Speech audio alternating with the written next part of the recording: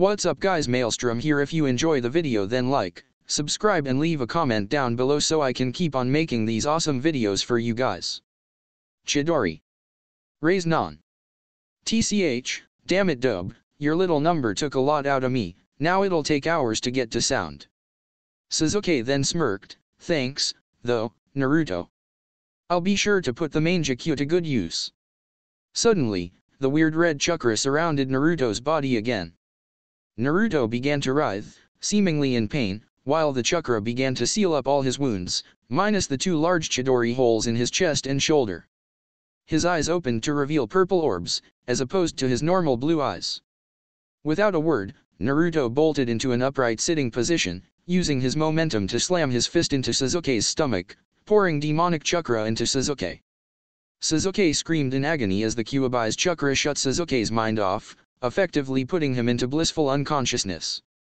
With Sasuke out cold, Naruto stood up, grabbed Sasuke by the collar, and slung him over his wounded shoulder. Naruto staggered for a few moments as he finally got control back from his tenant. As soon as the last of Kyuubi's influence had faded, Naruto fell to one knee and coughed up a dangerous amount of blood. As the blood continued to trickle down the sides of his mouth, Naruto began to head off in the direction of Konoha. Unfortunately, due to his current state, he was unable to get up to the higher ground that he had used to arrive at the Valley of the End in the first place, so he was forced to take a route that detoured around the higher ground, the very ground that Kakashi was taking to get to the Valley of the End. The fact that their paths would now not cross, and the fact that Naruto had virtually no excess chakra for other ninja to sense, meant that he was basically undetectable to Kakashi. As Kakashi finally made it to the Valley of the End, he found only the remnants of what he thought must have been a brutal fight. He and Pakun searched the area, but no sign of Naruto and Sasuke, minus the large amounts of blood, which Pakun identified as being largely Naruto's, could be found. Kakashi was about to have Pakun search for either Naruto's or Sasuke's scent, when the rain hit. Damn it. I knew not taking the hunter nin training in Umbu was a mistake. Damn it, where did you two go? Tsunade is going to kill me. A small group of Konoha ninja could be seen at the gates leading into Konoha. This group was composed of Sakura, Ino, Hinata, Guy, Shizune, with Taunton, Tenten, and Tsunade. However, after a few moments Tsunade was forced to go do her rounds in the hospital. As she was about to leave, though, the other members of the group started to stir, indicating a figure on the horizon. Tsunade turned back to get a look at who was approaching, and as the figure got closer and closer, it became very easy to tell that it was Kakashi, alone. Everyone noticed that Kakashi had his head hung low, and as he neared even more, the group was able to make out his gloomy expression. The group's hearts sank as they realized that this meant the mission was a failure, and, apparently, two of their friends were now gone. No one was hit by this more than Sakura. Once Kakashi finally arrived at the gates, he spoke with a voice that clearly showed how much remorse he currently felt. I arrived at what appeared to be the site of their fight, but they were nowhere to be seen, and I felt no chakra signatures in the vicinity. Pakun examined the fresh blood we found, and most of it was Naruto's. Hinata visibly paled at hearing this, but no one seemed to notice at the time. As I was about to have Pakun begin to try tracking scents, it began to rain, which effectively cut off our only chance of a trail. As of now, we have lost both Naruto and SAS-. Kakashi was interrupted by the sound of footsteps in the immediate vicinity outside the village perimeter. Don't get ahead of yourself, began a voice. Before a loud series of weak coughs could be heard, I got the team on my shoulder. Those present finally recognized Naruto's voice, and its victorious sound.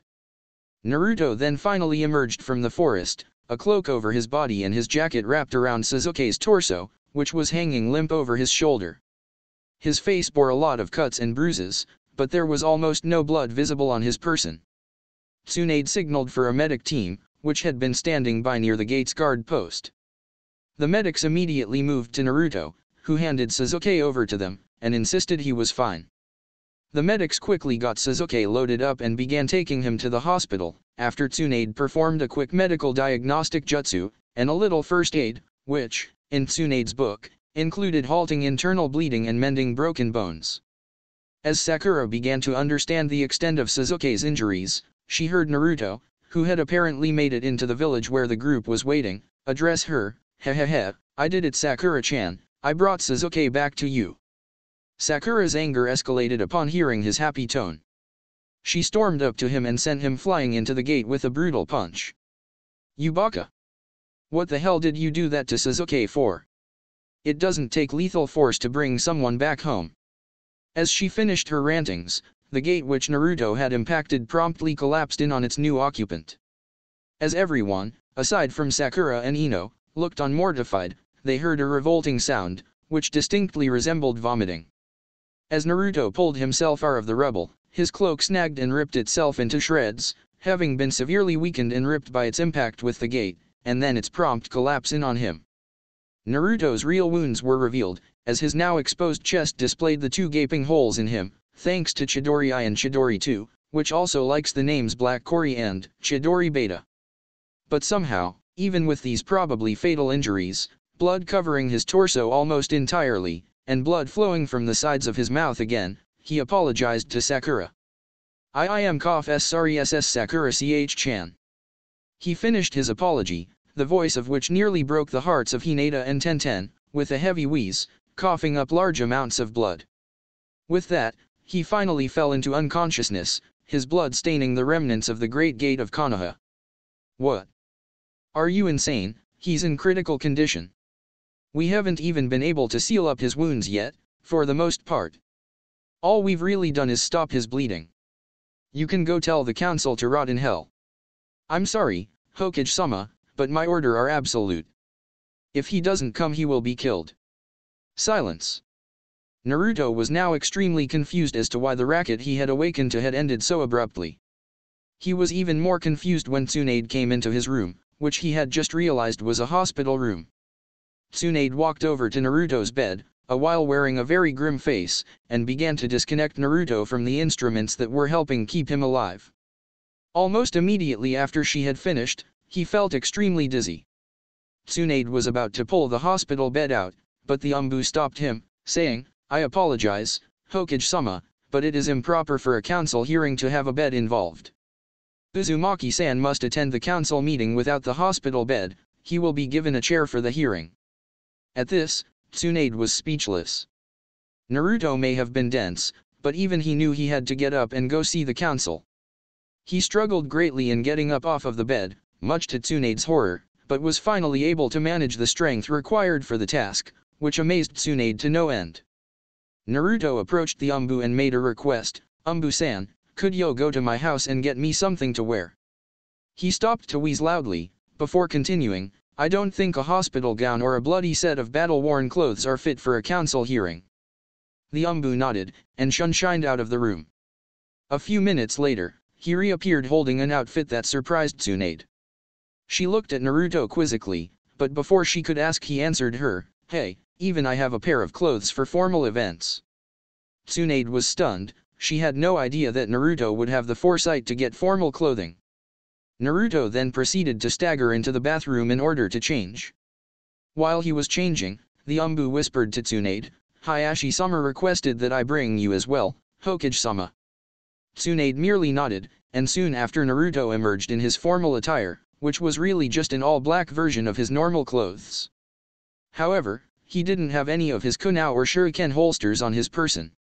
Tsunade wondered why he seemed to like that style of jumpsuit so much, but decided to ask it at a later time. She would regret that decision to some extent later on that day.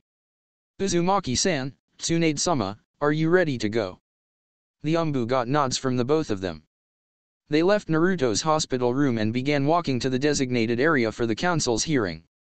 Much to Tsunade's relief, on Naruto's behalf, the meeting was being held in a community center not far from the hospital. It only took them a few minutes to arrive, where a Chiryunin guard led Naruto and Tsunade, who had dismissed the Umbu that was escorting them, to the council's selected room. They entered a largely bare, plain room. Tsunade was directed up with the rest of the shinobi council, who were seated at a long, tall table. Naruto was told to sit in the chair that was about 10 feet away from the council's table. The chair was positioned so that every council member could see Naruto with ease. The council seated themselves and began a quorum. Once the quorum was finished, Danzu, the head of the shinobi council, although still under Tsunade, dismissed the two Chiryunin guarding the room's entrance, as they had done their job at witnessing the attendance of the meeting. Now that the guards had left, Hayashi Hyuga stood and blurred through a series of hand seals, before calling out, "Ninja art, sound barrier." The walls of the room glowed a faint purple for a few moments, before the color faded back into the wall's natural pale white. The hearing was now officially underway.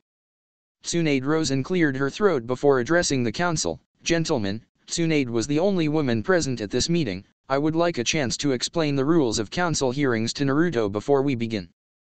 Tsunade gave Naruto a look saying, "Don't even try to act smart right now."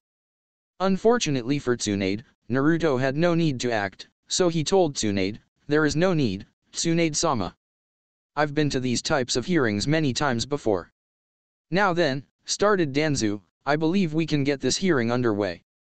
Uzumaki-san, you are being charged with the following: attempted murder, attacking an ally, reckless completion of a mission, and attempted genocide. How do you plead to these charges?" Danzu's voice seemed to betray a hint of joy by the time he prompted Naruto for his plead. Naruto sat there in shock, as did several of the council members, including Tsunade and Hayashi. Naruto finally regained his ability to speak coherently and responded with, "I'm afraid I don't fully understand how I'm being charged with some of the offenses. Can they be explained?" Several council members, including Danzu, almost laughed, but opted to let out nearly simultaneous sighs instead. After all, even the council was afraid of Tsunade, and not one person in Konoha didn't know how much she cared for Naruto. Danzu opted to just go with the Jinhiraki's request, and began to explain how each charge came to be placed on him. "You are charged with attempted murder for the condition in which we retrieved Sasuke-san. I trust that you can understand this well enough." Naruto, albeit grudgingly, nodded. "Good. Attacking an ally goes right along with that. Your reckless completion of a mission charge comes from you having completed the mission with excessive injuries to your comrades, Niji, Chuji, and Sasuke being the major examples. It is not important for this charge that you were not the one assigned to lead the mission, so don't even try. As for the attempted genocide charge, Sasuke-san is the last Uchiha we have in the village, so by attempting to kill him you attempted to exterminate the last of a clan that resides in Konoha, which qualifies as genocide. Now then, any other stupid questions?" Naruto grumbled and shook his head, "No." "Very well. We will now read you Sasuke-san's testimony of the events of your fight." Danzu paused to bring out a scroll, which he then opened and unrolled. "Ahem. This is what Sasuke-san told us happened in your fight. Me and Naruto finally met up at the Valley of the End. I was, at that time, struggling to escape from Orochimaru and Kabuto. When he made his appearance, I admit I was grateful. He provided enough of a distraction for me to take out Kabuto, although, unfortunately, I was unable to kill him. I was also able to repel Orochimaru and give him some grave injuries, which forced him to retreat with Kabuto. After I dispatched those two, Naruto approached me, and as I was about to thank him for the distraction, he punched me in the face. He then spewed some nonsense about him killing me so that he could return to the village and get Sakura-san all for himself. I told him that was a stupid idea, and that, aside from the fact that he couldn't kill me if he wanted to, Sakura-san wouldn't hook up with him even if he did. But the dope just wouldn't accept that, so I had no choice but to fight him. It started off as little more than a spar. He'd use clones and taijutsu, I'd use my Sharingan and fire jutsus to repel and deter him. I admit I wasn't actually aiming to hurt him, just try to knock some sense into him. But that baka just wouldn't accept what I was trying to tell him. So, as I noticed a strange anomaly in his chakra, he started to get more feral, and, undoubtedly, a lot stronger. I had no choice. I had to release the seal Kakashi put on the curse seal, and release the first stage of the curse seal, just to survive his rampage. I noticed that as time went on more and more red chakra began collecting around him, starting to form the shape of what I can only describe as a fox, or a rabbit. Both theories of mine flew out the window, though, when a second and third tail of chakra seemed to form in the cloak. I could see that this energy was hurting Naruto, so I decided I needed to end this fast, for both our sakes. I had to release the second stage of the seal, and in doing so I was able to get back on par with him, and even turn the tide in my favor. I finally knocked him down hard enough to force him out of consciousness. I went to go pick up him so we could return to Konoha, and get him healed, but when I did, that damnable red chakra flared up again and seemed to reinvigorate him, and the baka punched me in the gut, hard. I was basically crippled by that point. That blow was enough to knock me out of the cursed seal stages, and then a few blows later I was close to unconscious. As I fought blacking out, my Sharingan changed, and a third Tomo formed. I was able to avoid a few of his blows, and then I finally managed a genjutsu that calmed him down. I think that finally got him to see how stupid he was, and how hurt we both were. I told him I forgave him for everything he said and did, but that baka just never knew when to give up, and eventually I passed out. I'm guessing he carried me back. I guess I do kind of owe my life to him. Danzo finally finished reading off Sasuke's report of what had transpired, and Naruto was utterly crushed. He had no idea that Sasuke was capable of lying like that, especially when Naruto considered him to be honorable, and to some extent, humble. He finally came to the conclusion that that story must have been fake, and that this whole damn hearing was just a setup to get him into some deep trouble. But, Naruto realized, there was absolutely no way to prove this, as he suspected Sasuke was still unconscious in the hospital, and no one would believe him enough to let him try when Sasuke woke. So, Naruto reasoned, he was basically utterly beaten. His face fell, and even the council members who utterly hated him were shocked at how sad he looked. None of them would ever admit it, but they swore on their lives no one had ever looked that sad in their entire lives as shinobi, and that's saying something. Danzo cleared his throat again, getting the desired effect from Naruto, who returned his attention to the council. Danzo asked him, in the most formal and authorized voice he could muster, "Do you have anything you wish to add, change, or deny about this account of the events in question?" Naruto clenched his fists, and knew he was going to regret this choice, but replied, "No. That's exactly what happened." Tsunade, and the other council members who actually believed that Naruto wasn't the one who should be on trial, were shocked, not only by his admittance, but that his voice betrayed a feeling that no one had ever heard in Naruto's voice before, defeatedness. Danzo opted to continue the hearing, and so he restated his original question to Naruto, "How do you plead to the charges you are facing, Uzumaki-san?" Naruto had no choice by this point. He figured he might as well play into their hands even more, guilty. Danzo inwardly chuckled happily. "Very well then. For such transgressions, there will be a vote of whether or not we shall put the death sentence into play. Those who are in favor of the death sentence, stand now." 9 council members, including the Harano clan head, Yamanaka clan head, Danzo, and the Umbu representative. All opposed. Hayashi, Tsunade, Jiraiya, the Inyazuka representative, and 2 other council members, who Naruto did not know of, stood. Very well, then. By a vote of 9 to 6, Naruto Uzumaki will hereby be put to death for his transgressions against Konoha. Kai. Danzo released Hayashi's barrier and called in one of the Chiryunin guards, "Bring Kakashi-san here immediately." The Chiryunin nodded and left. About 5 minutes later, he re-entered the room, with Kakashi following behind closely. Danzo looked at Kakashi and gave his order, "Hey, take Kakashi, we are in need of your services as a jounin of Konoha. Uzumaki-san here has been sentenced to death, and you are to be his executioner. You have no right to decline this right, as you were his jounin sensei, and he is still your responsibility. You may say goodbye to your student, and then you must kill him where he sits now. The method of execution is at your discretion, but it needs to be immediately fatal in its nature." Kakashi was, for lack of a better term, mortified. In his mind, he had failed all of his students horribly, and now he was being asked to execute one of them. He knew that life as a shinobi was never going to be easy, and most likely not be fair, but even he thought this cruelly unfair, to himself, but to a far greater extent, to Naruto. Kakashi hung his head, before nodding. He walked over to Naruto, and kneeled down. "Naruto, I am so sorry for this. I have failed you as a friend, comrade, and sensei. I hope you can forgive me sometime down the road. I really don't want to do this to you, but as you can see, I have to."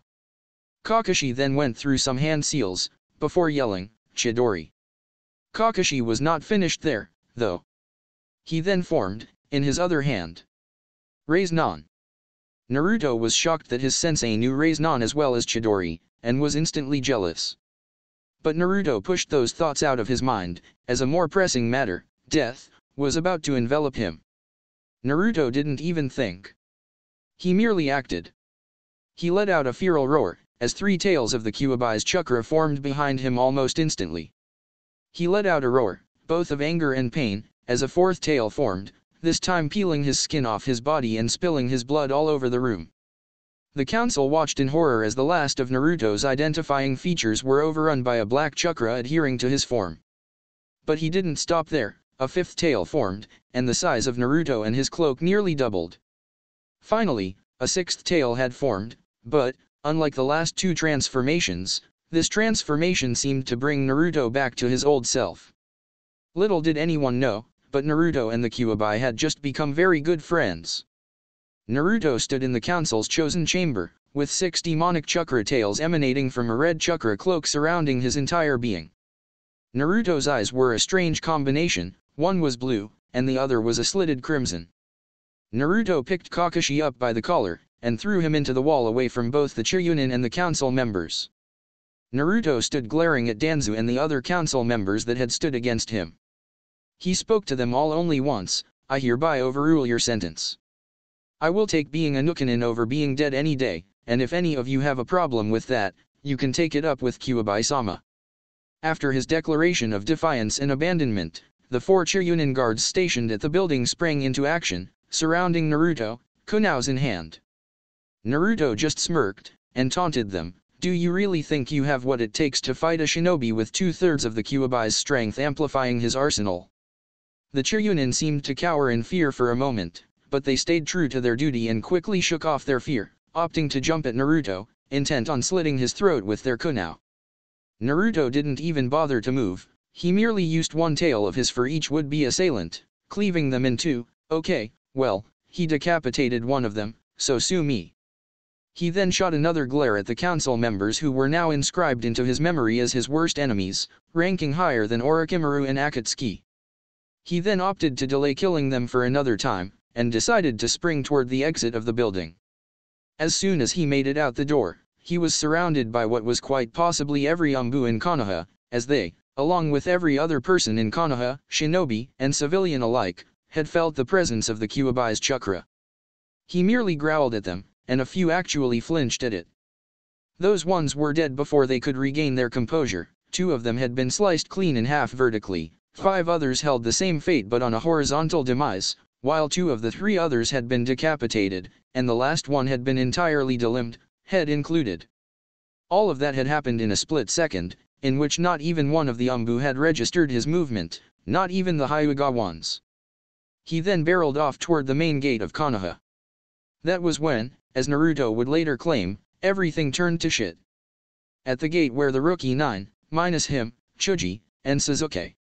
As he neared, they turned to see what the fearful being was, and they were all shocked to find it to be Naruto. No matter how much Naruto wanted to escape, he was entirely unwilling to lay a hand against his friends in his current form, so he attempted to jump over them entirely, and that worked, that is, until Kiba Gatsua got his gut. Naruto spit up blood, as Kiba had hit the bigger of the 2 Chidori holes in his chest, and, being that his 4th and 5th tail transformations had left his skin in bad shape, the wound easily reopened, spilling a torrent of blood that was only barely avoided by his friends. Naruto landed and swiveled around to face them. He noticed that all of them, aside from Sakura, were terrified of what was in front of them. He chose this time to inform them all of several truths of himself. "Well, if you guys want to try to stop me, I think there are a few things you should know." It was at this point that the Konoha Corps got into range to hear him speak. "I have been sentenced to death for the Save Sasuke mission. I am merely trying to get away from death itself.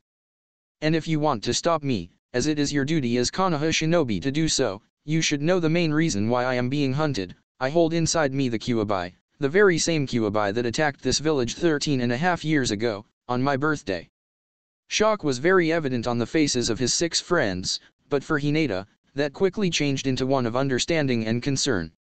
She slowly walked up to him, which her teammates and friends strongly advised against. She paid them no attention, but finally stood in front of Naruto. Hinata finally got up the courage to ask, "Naruto, please, take me with you." Everyone, save Naruto, audibly gasped. Naruto just stood there shocked, his demonic form still scaring everyone, and the Umbu who should have arrived by now were taking their time, especially after Naruto had caused 10 of the strongest Umbu in Konoha to cower in fear, and then promptly dispatched all 10 of them in the blink of an eye. Naruto took a while to regain his composure, and in doing so, 2 of his tails faded away, since his rage and hatred at Konoha had slightly weakened. He hated what he was about to do to Hinata, as he had, shortly before the Save Sasuke mission, realized how Hinata must have felt about him, with Sakura's prodding, of course. He knew how much she admired and respected him, and the fact that she didn't walk up to him and Jayuk in his heart was proof enough that she was sincere and caring enough about him to request to tag along. But he knew she wouldn't be able to stand the life he'd have to live after this. The only answer he gave her was a swift karate chop to her neck, before whispering to her, "I'm sorry, but this is for your own good." He grabbed her as she fell, and gently laid her down. However, his distraction cost him dearly, as Kiba grew enraged at what he had done to his friend, and who he secretly liked just about the same way that Hinata likes Naruto, and threw caution into the wind, forming his Gatsuaga with chakra-enhanced rotation speed. Naruto looked up in time to receive a super-powered Gatsuaga to his face, which had a very brutal effect on his look, strong as he was with Kyuubi's 4 tails. Naruto was thrown back into the dirt outside Konoha's gates, blood soaking the soil, from the new injuries the second Gatsuaga had done, or from the ones the first Gatsuaga had reopened, no one knew. But when Naruto stood up and looked back at his former friends, they saw just how injured he was now. Naruto's face was now leaking blood, seemingly from every pore on his face. And yet Naruto looked back at his friends, not with hatred, anger, or hurt, but with remorse. Naruto apparently decided that it was time for him to leave, as the Umbu had finally gotten their backbones back, probably at the loss of 2 tails worth of chakra, and were ready to charge him. Naruto then surprised everyone for a final time that day, and promptly shunshined to safety. 2 years. It had been 2 long, anger-filled years since he had last let this power out. But at this point he was left with no other options. He had knocked Kisame out, but Itaka's genjutsus were starting to take their toll on Naruto. Naruto couldn't hold back any longer, high strongest abilities could only be used with the Kyuubi's help and chakra. So Naruto did what he had sworn to save for pain, he decided to release the Kyuubi and relinquish control. He sped through a series of hand seals, while Itaki recovered from a failed Amaterasu attack. He called out a jutsu he had created based on Gaara and Sasuke's fight in the Chunin exams, Earth Style, Earth Cocoon Jutsu. Itaka groaned in aggravation as hard minerals, soil, and rock broke apart at Naruto's feet, before surrounding said opponent and coming together to form a near-perfect sphere of some of the hardest naturally occurring elements and substances on Earth. Itaka could sense Naruto channeling chakra for another jutsu, but his cocoon prevented Itaka from hearing the name of this jutsu, or even what type of jutsu it was. Needless to say, Itaka was shocked as wooden pillars shot toward the cocoon from several angles, coming out of both the ground. These seemed to be more like roots than hardwood, and nearby trees, hoisting Naruto's mineral cocoon up several feet into the air. It was only then that Itaki realized that some very strong people, ones he knew very well, were approaching. And they weren't far off at this point.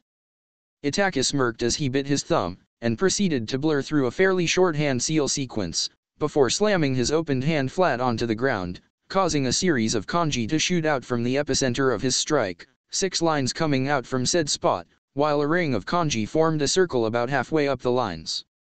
As soon as the kanji had stopped forming and moving, which happened to take only a few milliseconds, Itaka called out his jutsu, Summoning Jutsu. As the smoke cleared from his summoning, Itaka was revealed to be surrounded by his Akatsuki comrades, and the form of a large rock statue, well, more like monument, could be seen, as a silhouette, rising up from the ground. Once it had stopped rising and the smoke had finally completely cleared, several of the statue/monument's 9 eyes opened. /N, if someone can give me a bit more insight onto how to describe the statue you should all know I'm talking about, I would greatly appreciate it. Itaka's teammates, after analyzing their environment, which happened to be a remote forest with a large Naruto-made clearing, or should I say wasteland, the rest of Akatsuki slightly smirked at Itaka's plan. Konan, the only woman in Akatsuki, walked over to Kisame's unconscious form and dematerialized her left hand as it stretched out toward Kisame. The paper-like substance that was removed from Konan flew onto Kisame and glowed a light, innocent violet. After nearly a minute of this, Kisame awoke, and Konan's paper substance detached itself from Kisame and returned to Konan, reforming her left hand. Now Akatsuki was back to full strength, although Kisame and Itaka were slightly chakra deprived at this point. This was all that Akatsuki needed, as they each leapt to their positions on the statue/monument, preparing to seal away the Kyuubi before it burst out of its mineral cocoon.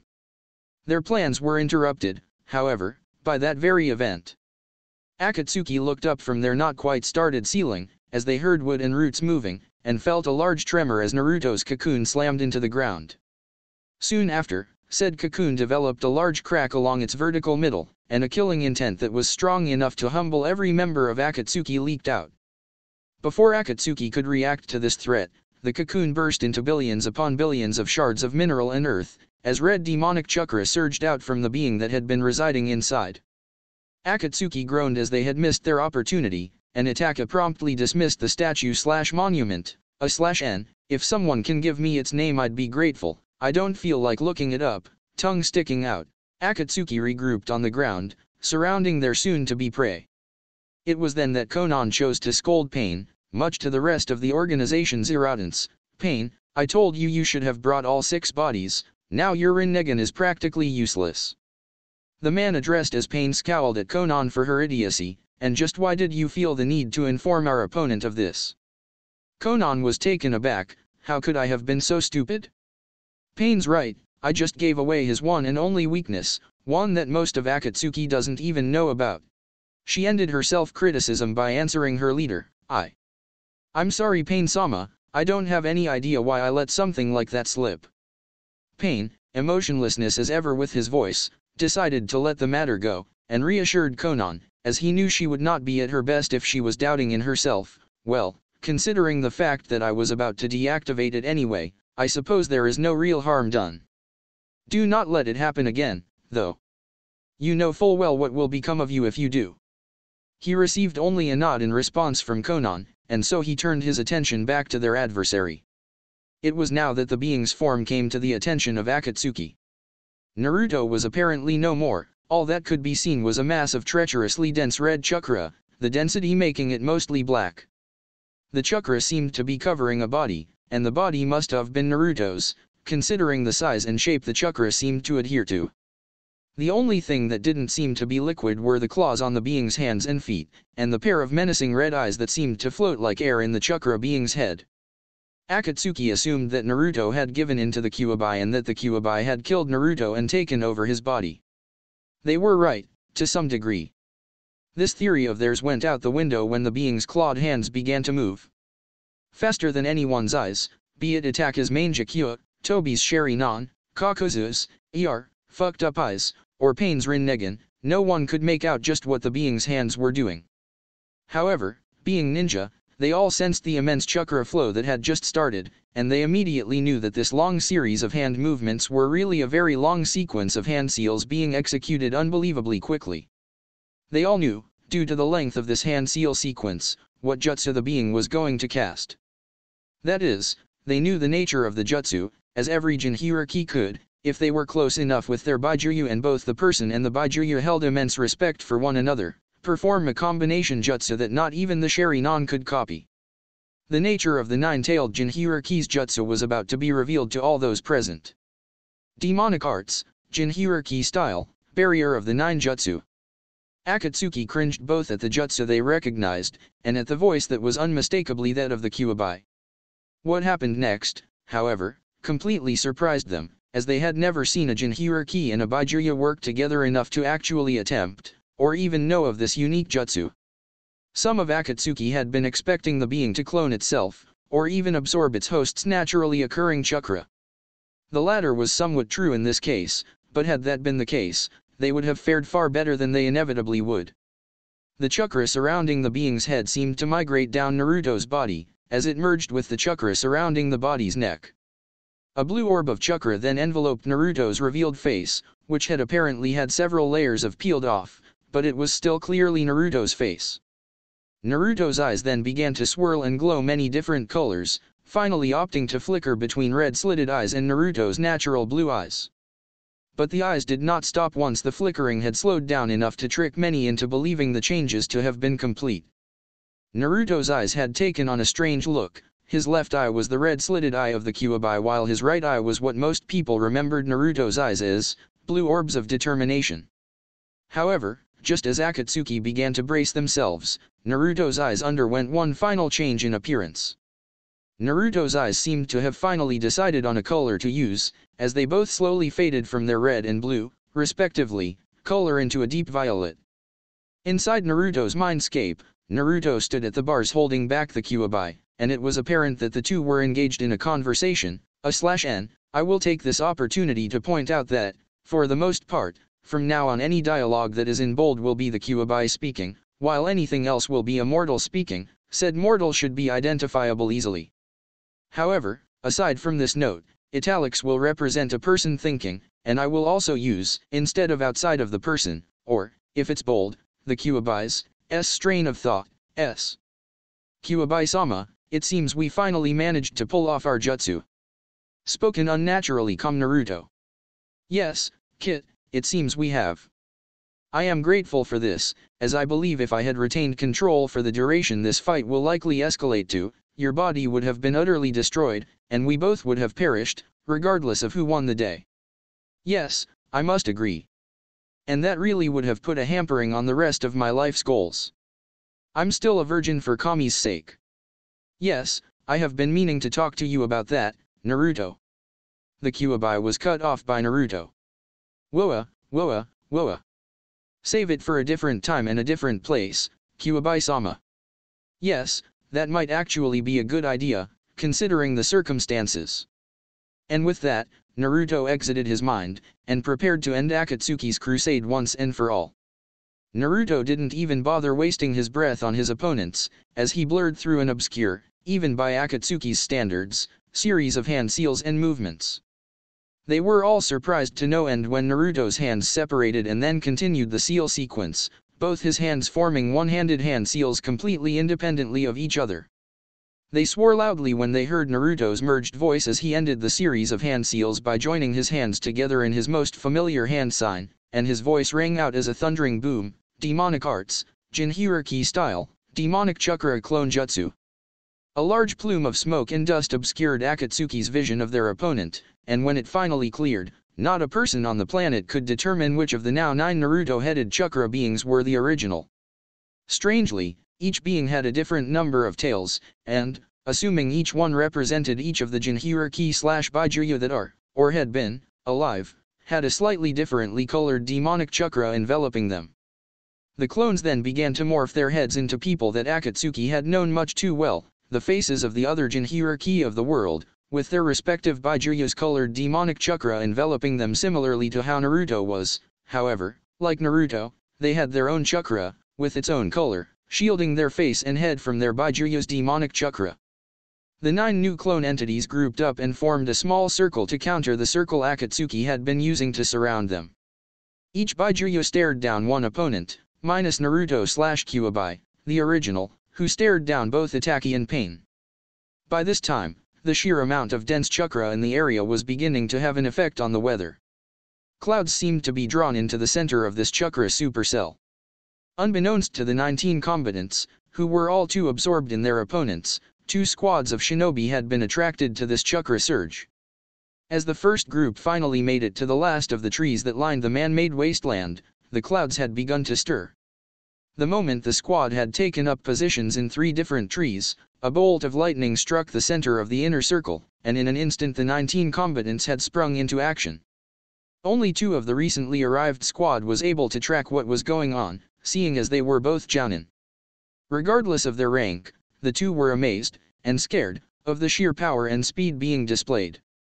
The only indications that the other 2 squad members had that the shinobi were still in the clearing were the nearly constant, repetitive clangs of metal on metal, and the increasing number of useless ninja tools that now riddled the ground, more falling down all around every other second. But, to the female on the team's dismay, almost all of the fallen kunao and shuriken had been discarded due to the metal having bent from the impacts they were enduring. What surprised the squad's 4-year sensei, can you figure out which squad it is yet, the most, at least about the weapon graveyard, were the chips of dark blue metal, that seemed to be shaped like the scales of a shark. After nearly 5 minutes of this barrage of sound and flashing, the combatants landed, each Baijuyo/clone facing off against their shuffled opponents. It appeared that the Taijutsu Fest was now over, as they all began blurring through independent hand-seal sequences. Pain and Konan, who were now facing off against the original Naruto/Kyuubi, apparently favored a genjutsu approach, while Kisame attempted to summon his sharks, who, for some fucking reason, could fly, or at least float, and Itaka proceeded to try to barbecue his opponent with Amaterasu. Apparently, Itaki and Zetsu were hungry, because Zetsu had tried a strange jutsu of what appeared to be an alteration of wood style. Zetsu had summoned up a series of barbed, purple vines, while he sank into the ground, only to appear a moment later, his giant plant jaw things, growing and trying to devour his four-tailed opponent. At the same time, Sasori had unleashed 3 of his puppets, who had a great variety of sharp, poison-drenched blades closing in on his 3-tailed opponent. Deidara chose to be even less subtle, opting to create a clone of himself from strange dough, which he proceeded to pick up and throw at his 7-tailed opponent. Kakuzu's 4 chakra entities had revealed themselves and proceeded to merge, before the earth mask opened a hole in the earth, bringing out some coal, tinder, and numerous other volatile natural substances before the air and water masks created a hazy steam, which happened to be pure hydrogen, before the air and fire masks proceeded to unleash a white-hot torrent of flame at their 5-tailed opponent, the flames engulfing the hydrogen and turning blue before contacting the volatile substances, and quadrupling, 4x, in size. Haydn had taken a small amount of time in order to summon up some manner of evil spirits, which cloned themselves several times before charging Haydn's 8-tailed opponent. Toby had chosen to enlarge his head and mask, as well as elongating his neck before proceeding to try to play Wakebaijuryu. Just as each of Akatsuki's attacks were about to land, the Baijuryu/clone's hand seals had slowed, and were somehow perfectly in sync, as the beings started to chant, pig, horse, dragon, ram, pig, tiger, cat, ram, pig, ram, tiger, demon, a/n, need to have those translated into the hand seal names. I know pig is Eno, but the rest I have no idea on. As soon as they had performed their last seal, they all began to glow brightly. Each of their bodies were encased in a blend of the Jinhyura keys and the Baijuryu's chakra color. Each Baijuryu's cloak evaporated, before condensing into an orb, of varying sizes and colors, in front of the Baijuryu/clone's mouths. In unison, the Baijuryu/clone's voices rang out with the call of, Demonic Container Secret Jutsu, 9-pronged Chakra Devastation Jutsu. As they were calling out their jutsu, a ring of chakra, with segments colored by the chakra of the containers connected the 9 dense chakra spheres, before creating a dome over top of the 9 encircled Jinhyura key clones. This dome seemed to absorb all of Akatsuki's jutsu, and repelled Toby and Zetsu, forcefully. Akatsuki instinctively jumped back, as did the unnoticed Konoha squad, though it was more of an all-out sprint to the nearest apocalypse-proof shelter for them. It seems this had been a good decision, for once they were nearly half a mile away, the dome pulsed, and nearly a third of a mile in every direction was quickly engulfed by this ultimate jutsu. After only a few moments, the dome of deadly light subsided, and Naruto's clones poofed out of existence, as he fell to one knee, gasping for air and trying to steady his heartbeat. All around him lay scorched earth that formed a crater nearly 20 feet deep at the edge of the dome's original perimeter. The squad from Konoha looked behind them as they heard the jutsu end. For the first time since arriving, one of them spoke, "Holy shit." The female of the group nodded, while the other of the younger males added, "Talk about your flames of youth." Team Guy sped through the even shorter amount of trees to see if Akatsuki was really finished. When they arrived, Naruto, who they didn't recognize, was horribly burnt by the after effects of using so much of Kyuubi's power. Team Guy still wasn't sure if it was Naruto or the 8 Tails Jinhyura key. As they traversed through the crater, they felt a strange presence nearby. Niji reactivated his Byakugan, and saw what appeared to be a ghost of chakra absorbing 8 different fading chakra signatures. He watched in amazement, while relaying the events to his comrades. Soon enough, the last of the 8 minor chakra signatures faded completely, and the spiritual chakra and the victorious Jin hierarchy seemed to be speaking to one another. Well, Kit, it is done. I have finished absorbing my remnants. But, unfortunately, I was correct originally. I still can't reform my body, or return to you. It appears I will have to return to my world, and most likely will never be able to return to yours. I see. I'm sorry, Kyuubi-sama. I shouldn't have overdone that last attack. I have failed you, and cost you your freedom. Naruto replied in a sad tone. Do not worry yourself about my matters, Kit. You didn't overdo anything less than what we just did would likely have let some of Akatsuki slip through our grasp. As I told you when I taught you this would be the only way, save mutual death, we could part ways. Still, you and I both know I failed. We only got one of Pain's bodies, and the one we took out last year has surely been replaced. So now Pain still has 5 bodies, and will still be after the 8 tails. I fear even with you gone, he could complete his plans. Kyuubi grunted seemingly from some sort of a strain, before he willed himself to address Naruto one last time. Well, Kit, my time left on this side is nearing an end. I won't lie, I will miss you. These last 2 years have been fun, but forget about me, go enjoy your life, free from your burden. You've saved many lives here today. Don't let yourself think otherwise.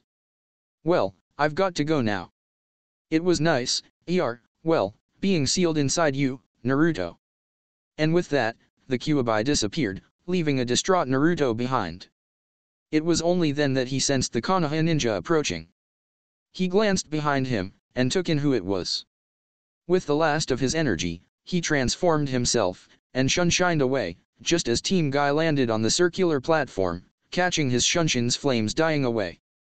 Niji growled in irritation, damn it. He shunshined out, and that chakra entity is gone. I knew stopping to observe what was happening was a mistake. I can't even look far enough around to find a trail of chakra to follow his shunshin with. What? How could anyone, even the 8 or 9 tails Jinhiriki, possibly be able to move after all that? Didn't you see how many layers of skin he lost and how bloody his clothes were? Tenten yelled. Yes, Tenten, we did. We don't know any more than you do. Came her sensei's calm reply. Let's just hope he's alright. Well, I just hope it wasn't Naruto. Tsunade would kill us if we failed to let him know about the evidence she found a few days after Sasuke ran off again. Tenten mused sadly. Sounds interesting. I'll have to contact Tsunade then. Well, I'd better get out of here. Naruto was cut off as a kunao grazed his nose and stuck itself in a tree. Naruto whirled his head around, failing to notice the kunao turn itself back into paper. Naruto set his eyes on 3 people he thought to be dead. Well, one of them was technically only really 20% dead, but still, Itachi, Pain, and Konan. Shit. He yelled, and before Pain or Itachi could strike, Naruto poofed out of existence.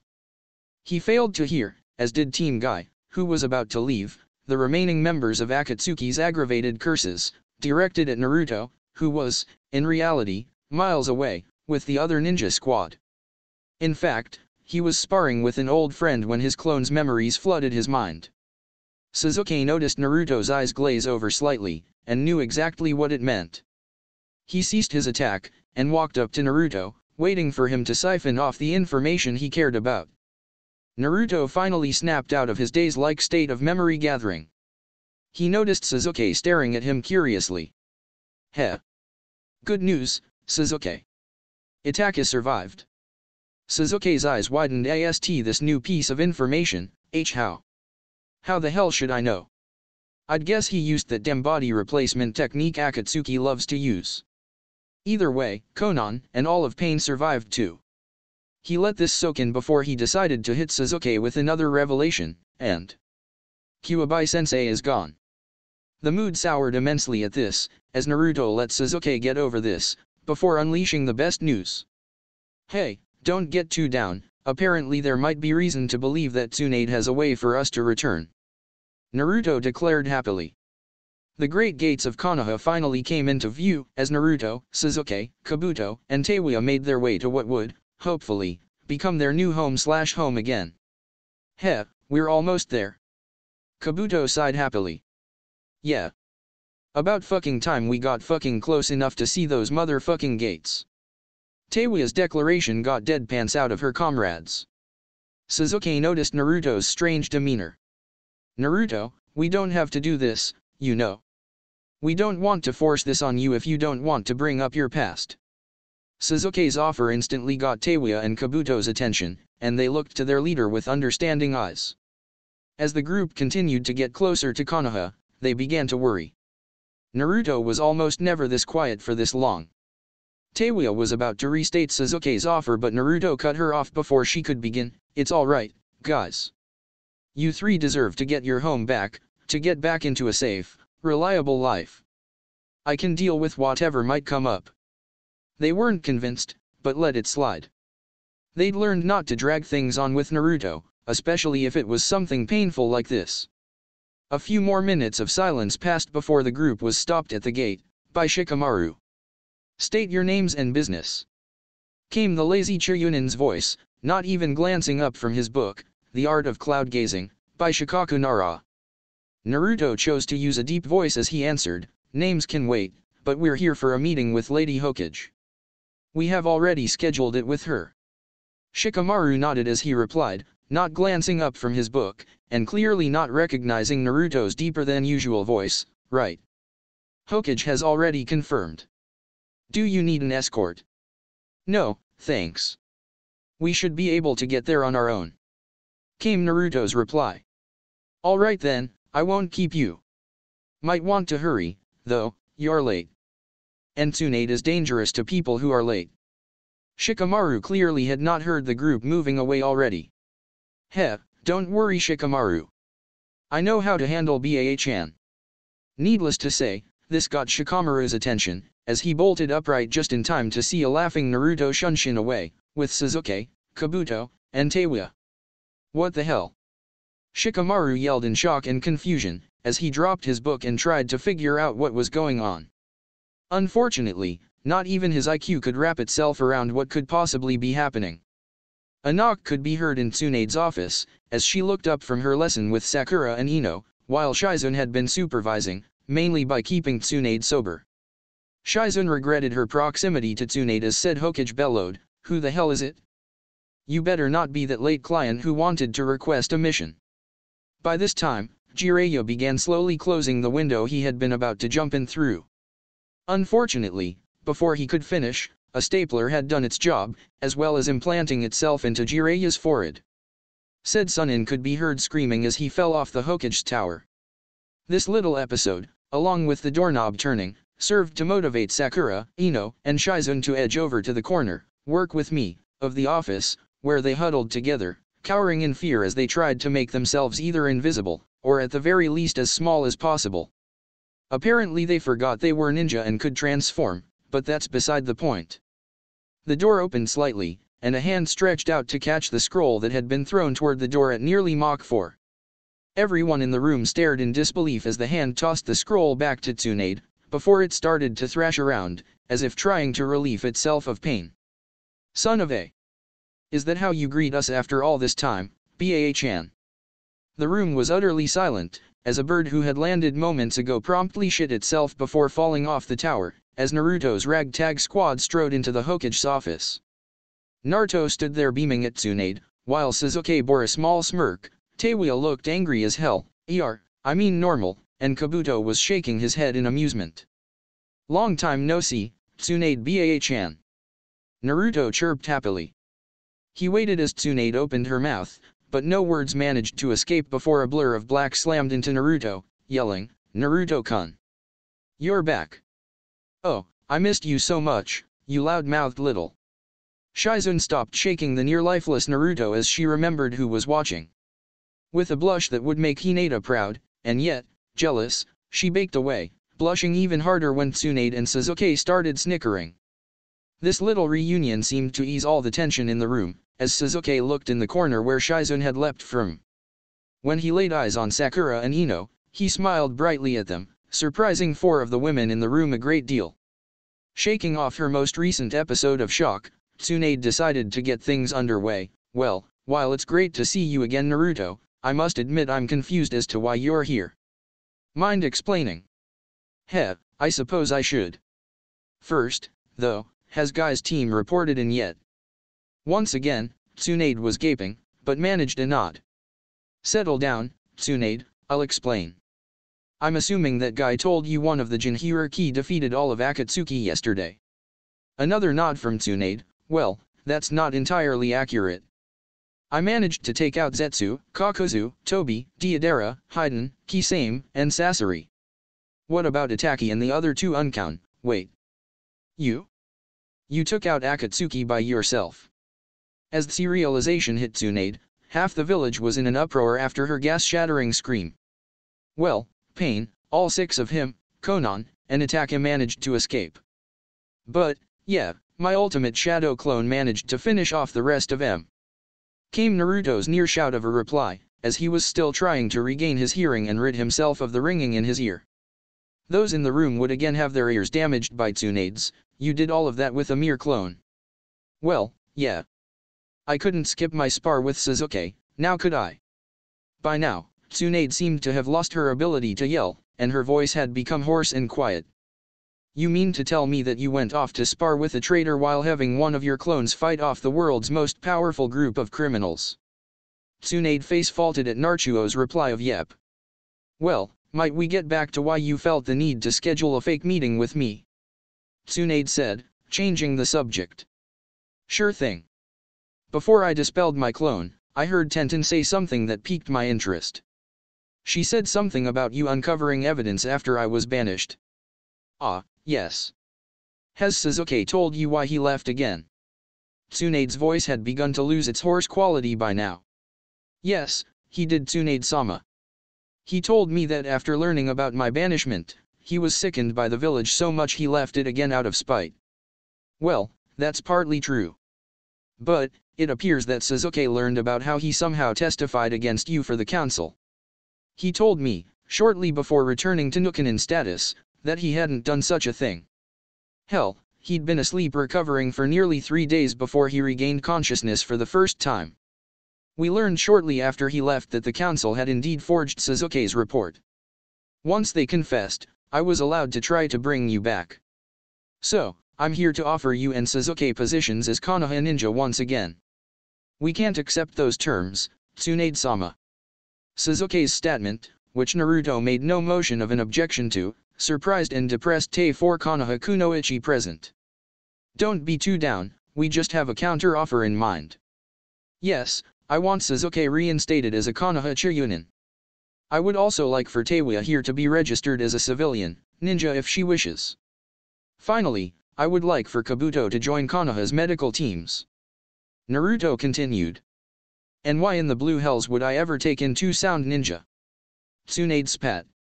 Naruto quirked his brow, you mean you didn't hear?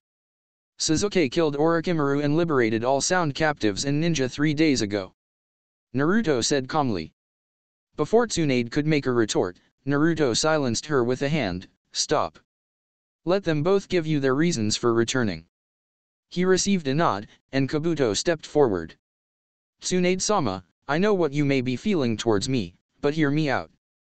I only joined Orochimaru because I knew from the day I met him what I could expect him to try. I felt it my duty as a medic to go along and try to ease the pain, or end the suffering of, any of his victims.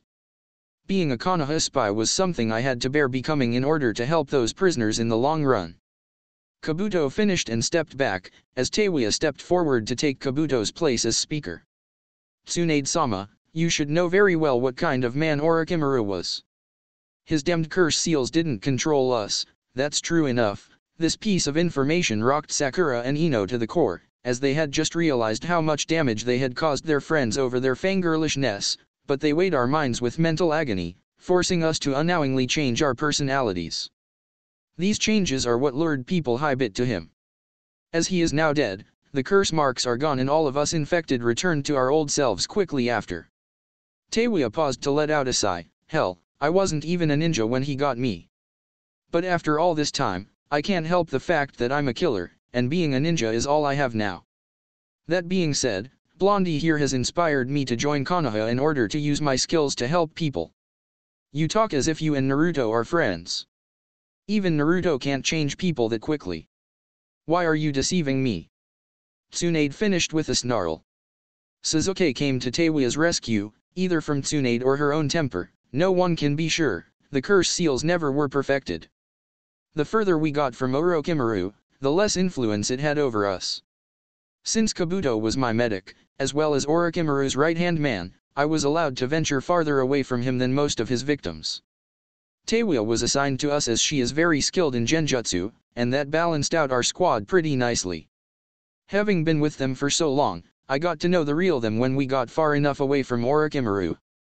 After about a year with Orochimaru, on one of our trips out of his grasp I confided in them about my past. After that, we began to meet up with Naruto as often as possible in order to train with each other.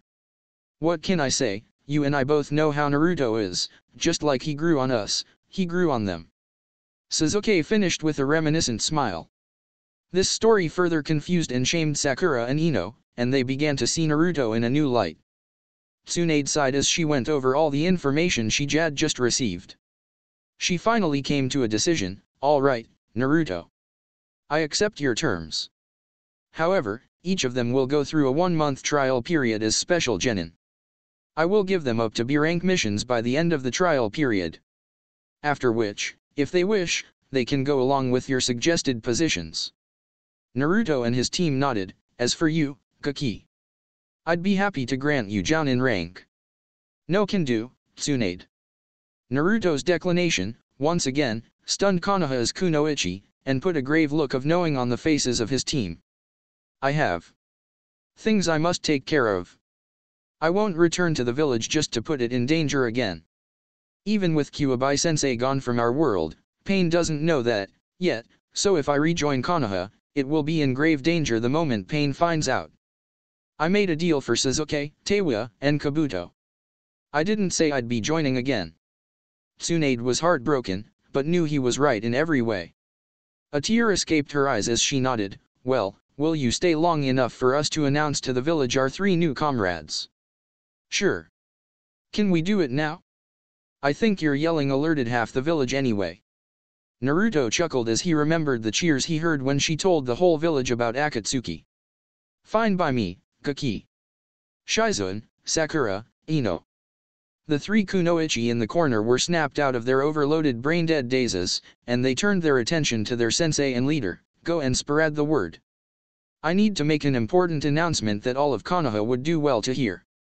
Tsunade's 3 little helpers just nodded dumbly, and left to begin their task, believing that this strange dream would end sooner if they just went along with it. Who can blame them? Naruto had just outsmarted Tsunade, and declined becoming a Jounin, after all. That's the end of this part, guys. If you want the next part, then like, subscribe and leave a comment saying so. This is Maelstrom signing off.